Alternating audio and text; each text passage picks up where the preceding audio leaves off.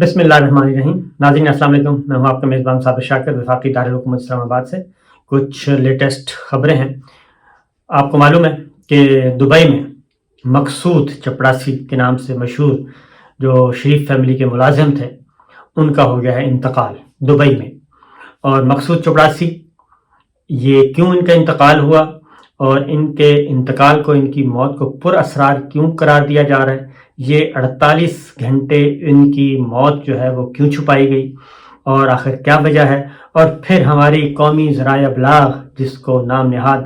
ہم الیکٹرانک اور print media کہتے ہیں اس میں اس کا اس حد تک تذکرہ کیوں نہیں ہے، آخر کیا وجہ ہے کہ کوئی خبر کی تلاش میں نکل ہی نہیں رہا. یہ چیزیں ذرا آپ کے ساتھ شیئر کرتے ہیں کہ مقصود چپڑاسی کے نام سے مشہور دبئی میں خاموشی سے انتقال کر گیا اور اس کے بعد 2 دن اس کی موت کو چھپایا گیا. اور جب یہ ساری چیزیں ان کے ورثہ تک پہنچیں اور جب اس بات پہ جھگڑا شروع ہوا،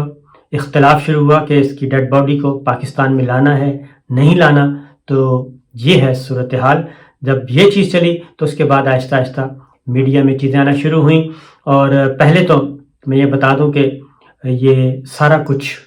یہ رجیم چینج اور پاکستان کی معیشت خراب تھی، کیا وجہ تھی، اور پھر اتنے عرصے سے فرد جرم عائد کیوں نہیں ہو رہی تھی، وہ کون سی طاقت تھی،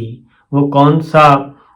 گدر سنگھی تھی جس کی وجہ سے فرد جرم عائد نہیں ہو رہی تھی، نہ ہی شہباز شریف صاحب پہ اور نہ ہی حمزہ شہباز پہ. اور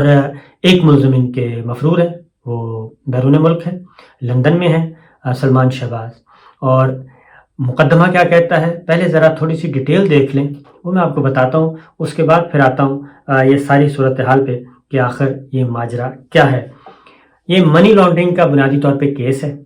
شہباز شریف، حمزہ شہباز اور سلمان شہباز پہ. اور جب یہ شروع ہوا تو سلمان شہباز صاحب جو ہیں وہ نکل گئے اور وہ ابھی تک لندن میں مقیم ہیں اور واپس پاکستان نہیں لوٹے. ان کی واپسی کے لیے کافی جتن کیے گئے اور ایف آئی اے نے بھی ان کو بلایا، حمزہ شہباز کو بھی بلایا، شہباز شریف صاحب کو بھی بلایا. یہ جب نیب کی تحویل میں تھے تب انویسٹیگیشن کرنے کی کوشش کی گئی اور ہر سوال کا جواب شہباز شریف صاحب کہتے تھے کہ یہ بچوں کا کام ہے، بچے کہتے تھے ہمارا کام نہیں ہے. اور یہ بنیادی طور پہ کیس کیا ہے، یہ کوئی 50 ارب سے زیادہ کی معاملہ ہے. اور اس پہ ذرا دیکھ لیں کہ یہ شریف گروپ یعنی شہباز شریف فیملی، یہ بنیادی چیز یہی ہے. اور رمضان شوگر ملز کا یہ کیس ہے. اب رمضان شوگر مل کے نام سے یہ کیس جانا جاتا ہے. رمضان شوگر ملز کے خلاف ایف آئی اے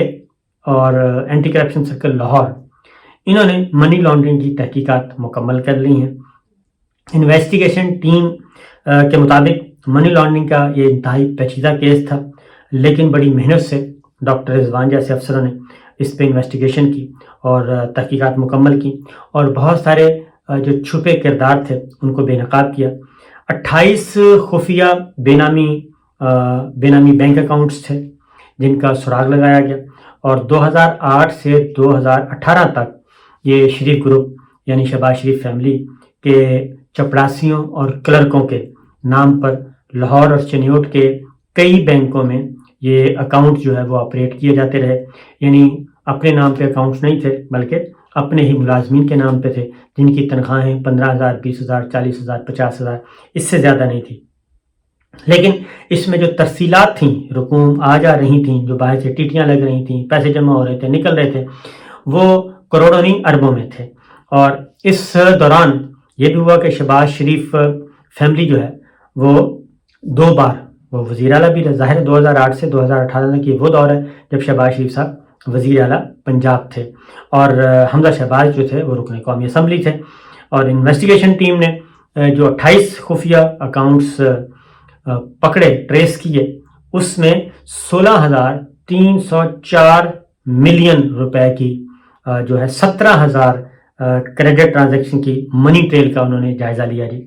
کتنی؟ 16,304 ملین روپے، 16,304 ملین روپے اور 17,000 یہ ٹوٹل تھیں اور ٹرانزیکشن کی منی ٹریل کا جائزہ لیا. اور دوران جو تفتیش ہے اس میں ٹھوس شواہد ملے اور ان اکاؤنٹس میں بھاری رقم جو تھی تحقیقات کے مطابق چھپائی گئی، جس کا شوگر کے کاروبار سے بھی کوئی تعلق نہیں تھا، کیونکہ یہ بنیادی طور پہ شوگر کا کہا جاتا ہے، لیکن شوگر کے کاروبار سے کوئی تعلق نہیں تھا، اتنی رقم تھی۔ اور اس میں وہ رقم بھی شامل تھی جو ذاتی حیثیت میں نذرانے کے طور پہ پیش کی گئی تھیں، وہ رقم بھی تھیں، وہ بھی ایف آئی اے نے سراغ لگایا۔ اور وزیر اعلیٰ شہباز شریف صاحب کے مطابق یہ جو تحقیقات ہیں مبینہ طور پہ، اس میں انہوں نے کہا جی کہ یہ بے نامی اکاؤنٹ جو ہیں وہ مبینہ طور پہ شریف فیملی، شہباز شریف صاحب اور ان کے دیگر لوگوں کے ہیں، اور اس میں وہ براہ راست ملوث ہیں، یہ تینوں کردار۔ اب شہباز شریف صاحب انویسٹیگیشن ٹیم کو یہ جو سراغ ہے یہ ملا 1998 میں، جب بطور وزیر اعلیٰ پنجاب بے نامی فورن کرنسی اکاؤنٹس کے ذریعے $5 ملین کی منی لانڈرنگ میں بھی براہ راست ملوث تھے۔ یہ پرانا کیس بھی ایک موجود تھا، اور اس وقت کے وفاقی وزیر اسحاق ڈار جو ہیں وہ بحرین کی ایک خاتون تھی، اور ان کے نام پہ جعلی ٹی ٹیز بنائی گئی تھیں، یعنی کہ ڈار صاحب وزیر خزانہ ہوتے ہیں اور یہ سارے کام وہ ان کے خاص طور پہ ماسٹر مائنڈ کہہ لیں آپ۔ تو انویسٹیگیشن ٹیم کو جی پتہ چلا کہ لاہور کی احتساب عدالت میں شہباز شریف فیملی کے خلاف جعلی ٹی ٹیز کے ذریعے $15 ملین کی منی لانڈرنگ کا ایک الگ کیس بھی زیر سماعت ہے۔ تو موجودہ کیس میں بھی اور ایف آئی اے لاہور نے 7 اضافی جلدوں 4000 سے زائد صفحات ہیں، یہ مشتمل ثبوتوں کے ساتھ حتمی چلان لاہور کی خصوصی عدالت میں جمع کروایا ہے، اور جو 16 ارب روپے کی منی لانڈرنگ کو ثابت کرتا ہے۔ یعنی یہ جتنے بھی اکاؤنٹس پکڑے گئے،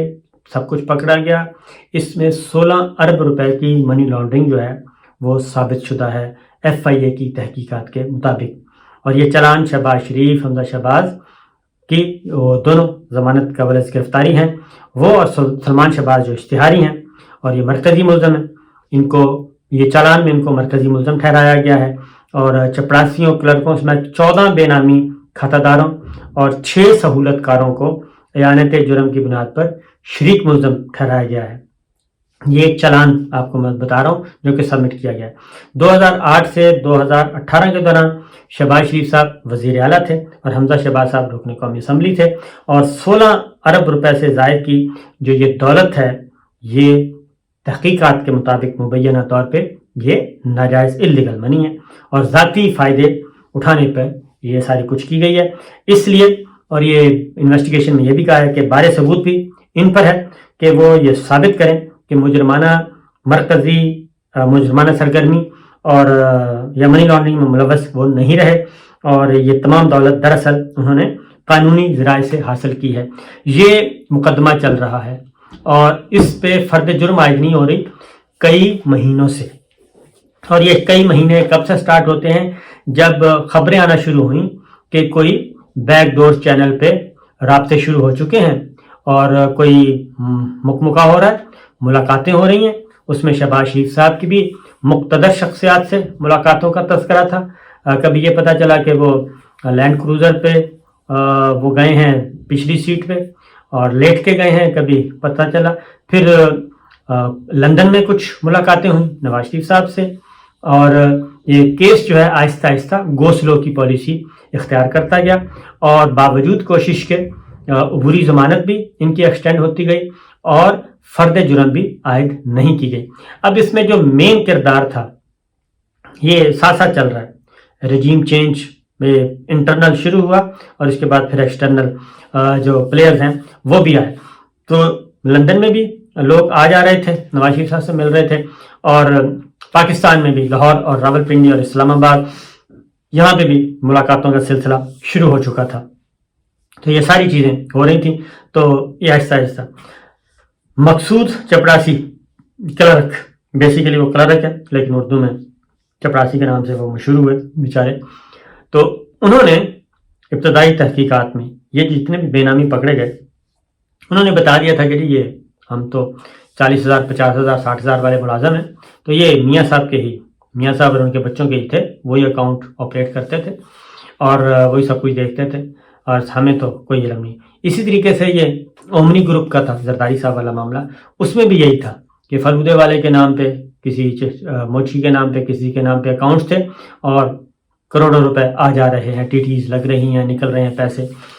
اب عام آدمی چلا جائے بینک میں اکاؤنٹ کھلوانے کے لیے تو 10 طرح کی اس سے وضاحتیں پوچھی جاتی ہیں اور تب جا کے کہیں اکاؤنٹ کھلتا ہے، اور اس کے بعد آپ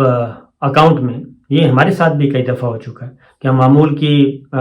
رقوم ادھر ادھر کرتے ہیں آن لائن اور چیک کے تھرو، اس کا بھی پوچھا جاتا ہے ہم سے، لیکن یہ چونکہ اکاؤنٹس بھی اپنے، بینک بھی اپنے، سب کچھ اپنا، وہی اومنی گروپ والا ماڈل، اور یہ ادھر کہ جناب کوئی مسئلہ ہی نہیں ہے، نہ کسی بینک آفیسر نے پوچھا کہ جناب آپ کی یہ کون سا اکاؤنٹ ہے، یہ بزنس اکاؤنٹ ہے، یہ سیلری اکاؤنٹ ہے، اور اس میں اتنے پیسے کہاں سے آ رہے ہیں، اور کون پیسے بھیج رہا ہے اور کیسے نکل رہے ہیں اور کہاں جا رہے ہیں، کسی نے نہیں پوچھا۔ اس کی وجہ یہ تھی کہ پورے کا پورا سسٹم جو ہے وہ کیپچر کیا ہوتا ہے۔ وہ یاد آ رہا ہے مجھے آصف سعید کھوسہ صاحب، سابق چیف جسٹس آف پاکستان، اور جسٹس عظمت سعید شیخ صاحب، انہوں نے گاڈ فادر اور سسرین مافیا کا تذکرہ کیا تھا کہ گاڈ فادر اور سسرین مافیا کیسے ججوں کو خریدتے ہیں، جرنیلوں کو خریدتے ہیں، جرنلسٹوں کو خریدتے ہیں، کاروباری لوگوں کو خریدتے ہیں، سوسائٹی کے ہر سیگمنٹ کے لوگوں کو جو راستے میں آتا جاتا ہے، بیوروکریٹس کو خریدتے ہیں، وہ خریدتے ہیں یا اپنے ساتھ ملا لیتے ہیں، اپنے حصے دار بناتے ہیں، اور اس کے بعد پھر یہ ایک کرائم، بڑے بڑے کرائم جو ہیں وہ ہوتے ہیں۔ تو یہ اس حد تک، اور ادھر مقصود چپراسی، مقصود کلرک جو ہیں مرحوم، اللہ تعالیٰ ان کو ان کی مغفرت کرے، تو وہ ایک مین وٹنس تھے۔ تو وہ دبئی کب شفٹ ہوئے، اور اب 2 دن پہلے ان کی وفات ہوئی، اور ان کا صرف وٹنس باکس میں آ کے 5 جملے انہوں نے بولنے تھے، اور یہ کیس فٹ تھا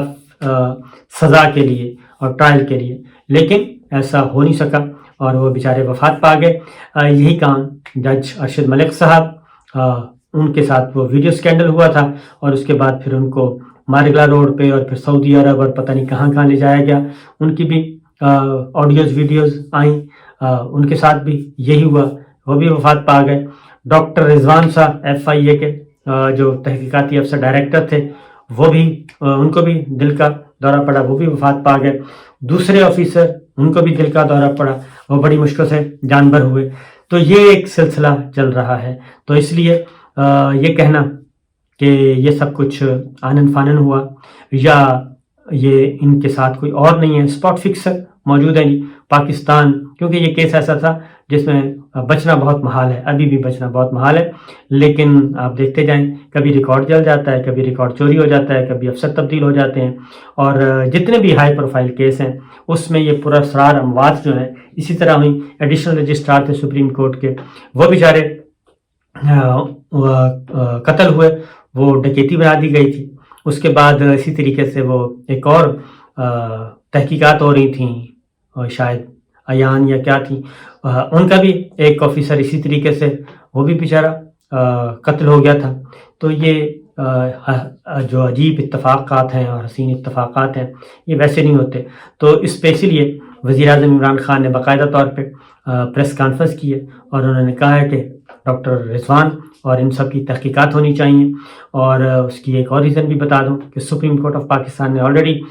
یہ سارے کا سارا ریکارڈ جو ہے، انہوں نے کہا نیب سے بھی، FIA سے بھی، اینٹی کرپشن سے بھی، سارے کا سارا ریکارڈ جتنے ہائی پروفائل کیسز ہیں وہ سارے سپریم کورٹ میں سبمٹ کروائیں، اس کا ریکارڈ سیل بند۔ تو لارجر بینچ اوپر بیٹھا ہے، چیف جسٹس ہیں عمر عطا بندیال صاحب، جسٹس اعجاز الحسن صاحب ہیں، جسٹس منیب ہیں، جسٹس مظاہر علی اکبر نقوی صاحب ہیں، جسٹس محمد علی مظہر صاحب ہیں، یہ سب کے سب اس سارے معاملات کو دیکھ رہے ہیں۔ تو ان حالات میں ایک اہم ترین وٹنس اور اہم ترین شریک ملزم، کو ایکیوز جسے کہتے ہیں، اور یہ بھی کہا جاتا ہے کہ یہ وعدہ معاف گواہ بنے جا رہے تھے، تو ان کا اس طریقے سے پراسرار موت کافی سوالات اٹھا رہی ہے۔ فی الحال اتنا ہی، اجازت دیجیے، اللہ حافظ۔